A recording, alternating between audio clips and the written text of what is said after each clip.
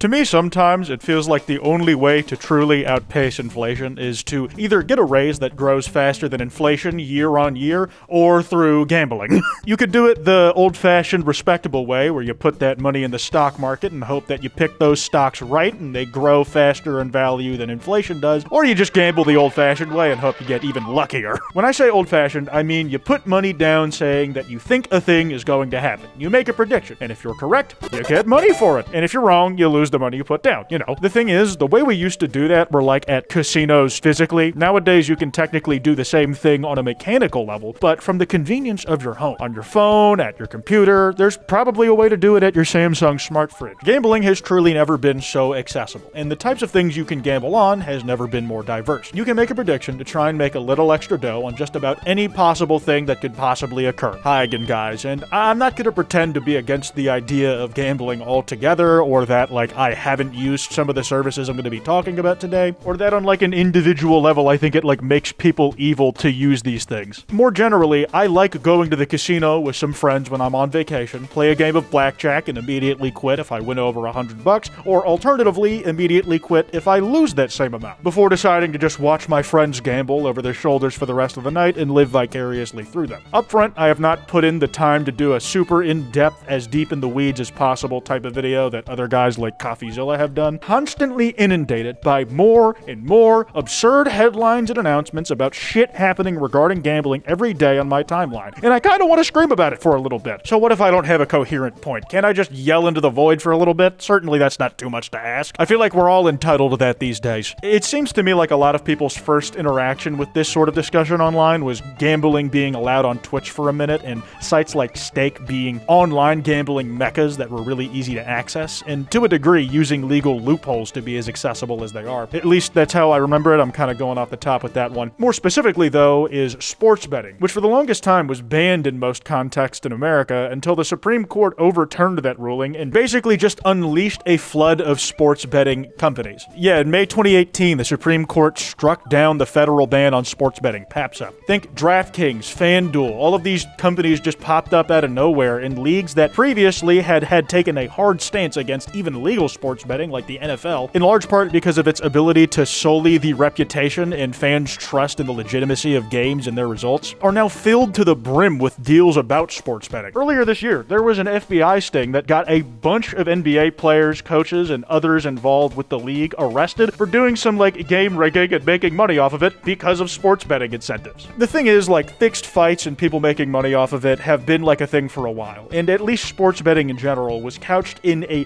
form of betting we used to do that you had to go somewhere in person to pull off. We're making a thing that technically existed more convenient almost to a fault. And I'm not going to pretend that I haven't, like, made bets on fights or esports before since it's been legalized, and if done responsibly, that stuff can be fun. But doing that responsibly is usually made easier when it's not, like, in front of your face all the time, and when guardrails exist that make it something you have to put more effort into to actually do. Companies are trying to think of, like, creative ways to make it easier and easier for people so they can extract more money. In these days, you can gamble on basically anything you want now. Like, who gives a fuck about sports, dude? It's the rise of these place a bet on everything sites. The biggest one is Polymarket, where I remember back during the 2024 presidential elections, people were betting thousands of dollars on whether Trump or Kamala were going to win. I saw people following the odds on Polymarket as closely as they were watching official news outlets for who they called as the winner of states and for projections on who was going to take it all. Polymarket's betting odds were seen as, like, as important of a statistic as whatever the fuck CNN was saying. Alongside Polymarket is Kalshi, who you may recognize as being responsible for those absolutely god-awful AI ads that are just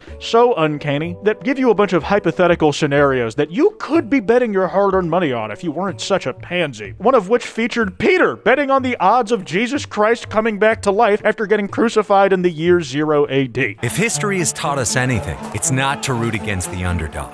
Right, Peter? No spoilers. That's real! Other thought-provoking scenarios that you could have hypothetically bet on, if only they had Kalshi since the beginning of time, include whether the British are coming. If Amelia Earhart was going to successfully circumnavigate the globe, will the Trojans accept that incredibly innocent-looking horse statue being gifted to them? Will David topple Goliath? Will the Wright brothers fly? Will the prisoners escape Alcatraz? And will Sparta win the war? With odds being listed for every single one of those scenarios. Of course, these are all things that are, like, myths this or already happened, with the answers being yes, no, no, and yes in that order. And that really is the thing. We already have the answers to those questions. They're fun hypotheticals like, ooh, imagine if at the time you could have bet on this. Because the real fun of gambling is doing it on stuff that's unfolding in real time. And I can't think of a better partnership to achieve that than this. CNN partners with Kalshi to integrate prediction markets into its global newsroom. The first major news network to embrace Kalshi prediction markets. A new era of media is here. Which is exactly the sort of thing I wanted to see around the same time Netflix seems to have successfully purchased Warner Bros.,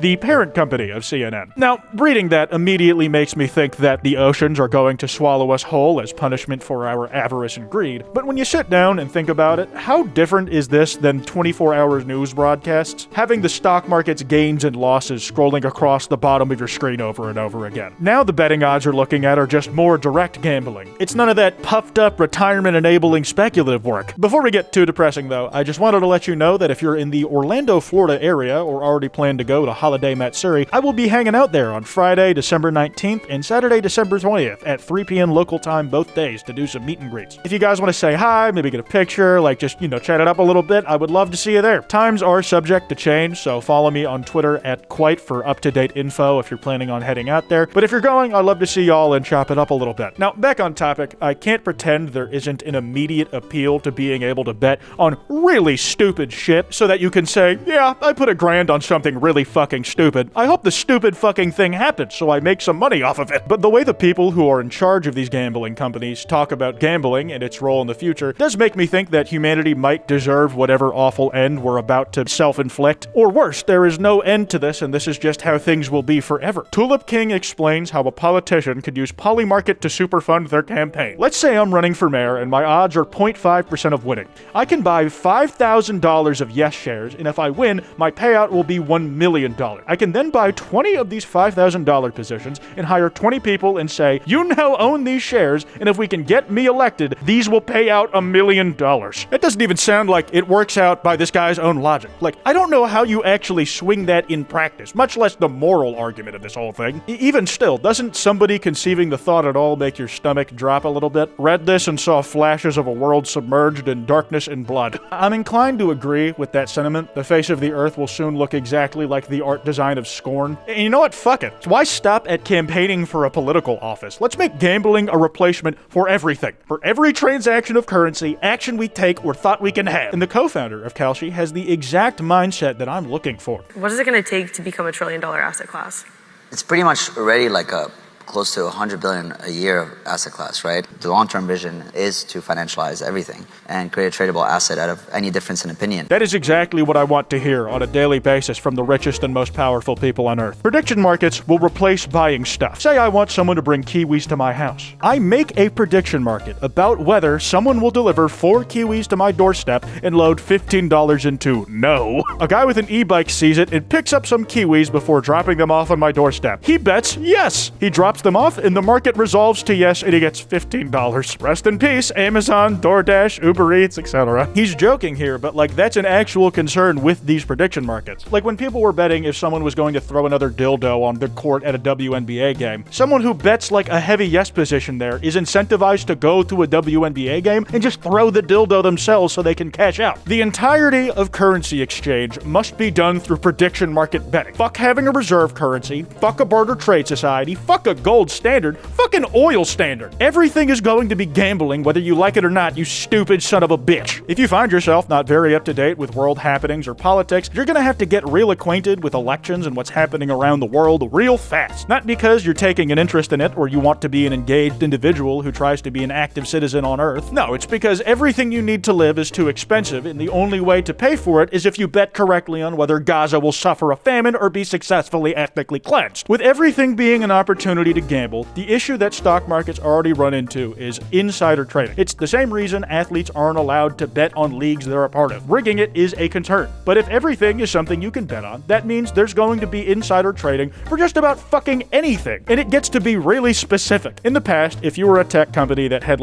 a big announcement that was likely going to raise your stock price, you're not allowed to buy a bunch of your stock right before you announce it and the value shoots up. But at least if you did do that, it was just the stock as a whole going up. You're not betting on the explicit thing you're announcing being announced, and then getting paid off for announcing it because you bet it was going to be announced. With Polymarket, this is not the case. An alleged Google insider has officially been exposed on Polymarket. This dude just profited $1 million in a single day betting on the Google search markets. Google accidentally pushed the results early, then removed them, but not before it revealed he went 22 out of 23 on his bets and ballooned to $3.9 million in open position. This isn't a lucky streak. He previously made $150,000 predicting the early release of Gemini 3.0 before results were out. According to this guy, at this point it's obvious a Google insider is milking Polymarket for quick money. And it's kind of awesome because insider trading on websites like Polymarket is currently in a legal gray area, like the early days of crypto, where it wasn't heavily regulated. Or even better, the current days of crypto, where it's just straight up legal to scam people, because they're not going to enforce their laws. It's like if you're in a position to do shit like this, you're almost incentivized to do it now before you're never allowed to do it again. Speaking of legal loopholes, let's go back to Kalshi as the topic matter. Kwite over here said, late-stage capitalism is so awesome. I love having gambling companies ex global news outlet collaborations and no healthcare. And then you have this Benjamin Freeman guy coming out of nowhere over here in a quote tweet where he's not trying to say that things actually aren't that bad and that you don't even really need healthcare. No, this dude takes particular issue with the fact that this person called Kalshi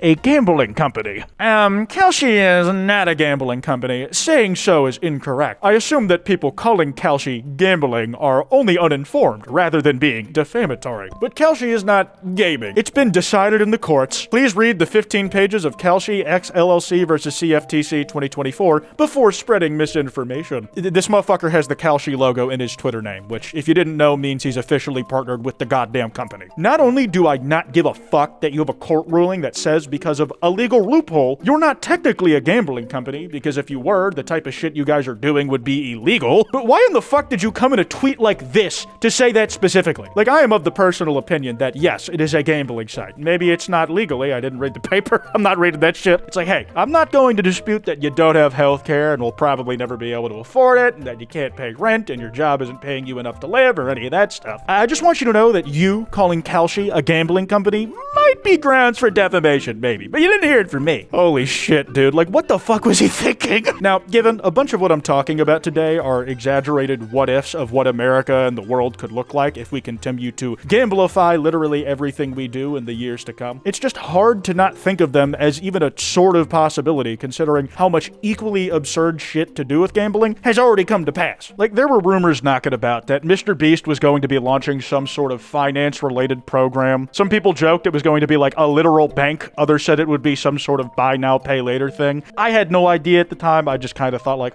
I guess that's interesting. And it was only a few days ago when I first saw seeing reports that it might actually credibly be a real thing. And without taking what I'm saying too seriously, just imagining a world where the entire financial system is controlled by Mr. fucking Beast, both the stable and necessary parts of commerce needed for a functioning capitalist society, but also the bits that are for, presumably, indulging in wants and just for entertainment and sin, like casinos are, is unfortunately very funny to me, and I love reading people's roleplay scenarios for how that could play out. The year is 2032. I withdraw my last $26 from Beast Bank to bet on prediction market Beast Bet about how many views the newest Mr. Beast video will have on BeastTube. I lose and am forced to take a 300% payday loan out from Beast Loans to keep my apartment at the lofts at Beast Creek.